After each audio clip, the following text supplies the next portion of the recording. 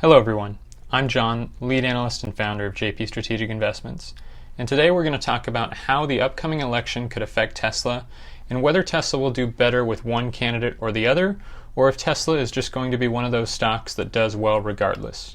Before we get into this though, I want to make sure that you know that whenever you do any stock market analysis, you want to make sure that you leave your personal biases out of the analysis. This not only goes for just political analysis, but any other sort of analysis you do in relation to the stock market. This is about being as objectively accurate as we can, because that is what's going to make us money, and in the stock market, that's the end goal. With that in mind, we will only focus on the facts and the business-related analysis without including any political opinions. So with that being said, let's first take a look at the two main factors surrounding this election that we think will directly affect Tesla the most. So first and foremost, Tesla is a business, so we have to examine what policies the two sides are pushing from a business and economic standpoint. As far as Trump goes, it's fairly easy to analyze what he would do because he's already president, so most likely it would just be a continuation of his current policies and agendas. Obviously, he's very pro-business. Many of you remember that one of the major things he has done as president from a business standpoint was significantly lower the corporate tax rate, which increased earnings for Tesla and all other companies. He also reduced regulations on many aspects of business, making it easier for corporations to grow and increase their profitability.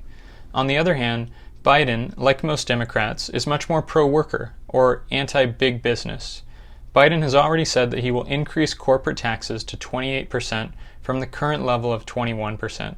This will obviously cut into what little profits Tesla currently makes, as well as diminish the profits of all other corporations.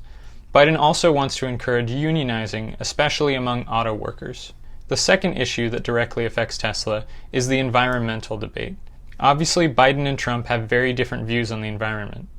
Again, with Trump, it's fairly safe to assume that we will see more of what's already in place if he is reelected.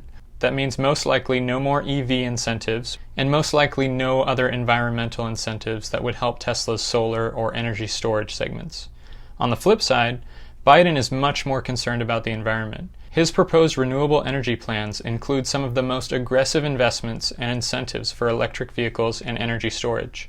He pledges to invest $2 trillion over the next 4 years in an effort to move to renewable energy. Included in these plans are the creation of 1 million new jobs within the auto industry to help move towards electric vehicles and to ensure that these new workers, along with existing ones, have the option to join unions. Biden will also help auto manufacturers retool their existing manufacturing facilities to manufacture electric vehicles. As expected, Biden's plan also includes tax incentives for EV purchases, as well as government purchases of EVs in an effort to convert most or all of federal and state fleets to zero emissions. Also, on the energy storage and battery front, Biden's plan aims to dramatically reduce the cost of battery storage and negative emissions technologies. Furthermore, he wants to accelerate research on battery technology and production. As you can see, Biden is a huge supporter of electric vehicles and battery technology. So, looking at the facts here, we see that from a business perspective, Trump looks better for Tesla, but from an environmental perspective, Biden looks better. So we have to determine which will help Tesla more. So first, let's look at the business perspective. The effects of a corporate tax increase are fairly easy to estimate. Essentially, Tesla would be making 7% less in net income with Biden as president and his new tax plan. Now, it's not quite as simple as that because of tax deductions and other accounting practices, but generally to get those tax deductions, that means the company has to spend even more money, which is then subtracted from their net income. So aside from a few small exceptions, Tesla will be making roughly 7% less in net income under Biden's new tax plan. The effects of Tesla employees unionizing on their business is much harder to measure. Tesla's current wages are in line with what is considered Tier 2 auto union workers, starting at around $17 an hour. On average, auto union workers get paid much more.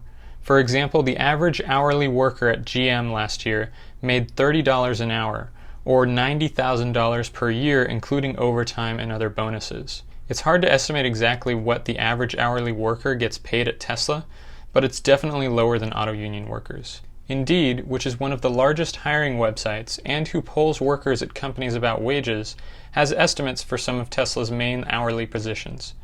You can see here that the average production worker at Tesla gets around $18 an hour, and production leads get roughly $21 an hour.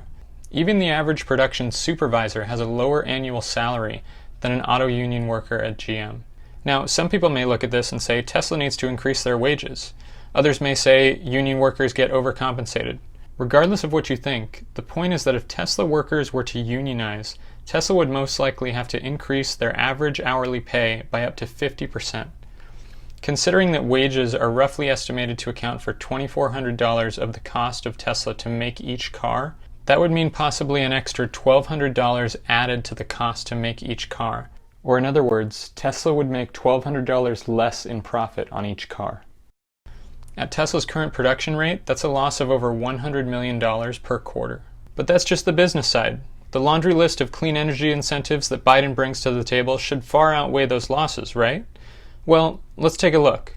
First, Biden wants to add more tax breaks and additional incentives to create more demand for EVs. Well, Tesla doesn't have a demand problem. In fact, Tesla's most pressing problem is finding ways to scale faster in order to try and catch up with their current demand. They are constrained on the battery production level as well as the automotive production level. Because of this, Tesla could actually be negatively affected by these incentives because it will help out their competitors like GM and Ford, whose EV initiatives are struggling with demand. Boosting Tesla's competitors could give GM and Ford the push they desperately need to gain any significant amount of market share in the EV space. Without these incentives, GM, Ford, and other automakers would likely continue to struggle to compete with Tesla, allowing Tesla to gain even greater market share. Second, Biden wants to help existing auto manufacturers retool their factories to manufacture EVs and add an additional 1 million jobs to the auto industry for EVs and EV infrastructure. First of all, Tesla has no need to retool their factories because all of their cars that are manufactured are electric vehicles. On the other hand, this will be a huge help to their competitors who need to completely transition all of their factories, which would take time and cost a lot of money. As far as adding the 1 million jobs, it's unclear where those jobs will be and what they will be for, so it's hard to really tell whether they will hurt or help Tesla. Third, Biden's plan includes an addition of 500,000 new charging stations across the country. While this would help put to rest some of the range anxiety that potential EV buyers could have, it would again most likely have negative effects on Tesla's business. Again, Tesla doesn't have a demand problem right now, so further incentives for people to buy EVs don't actually help them.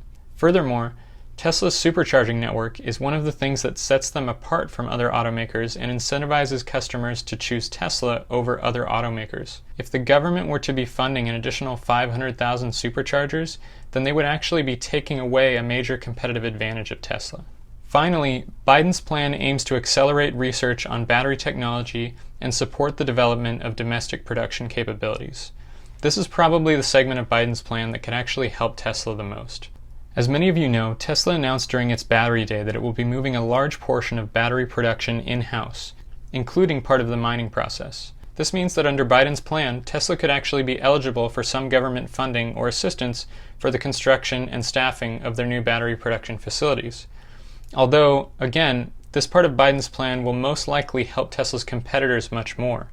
Another thing Tesla announced during their Battery Day was their huge advancements in battery technology and lower battery production costs.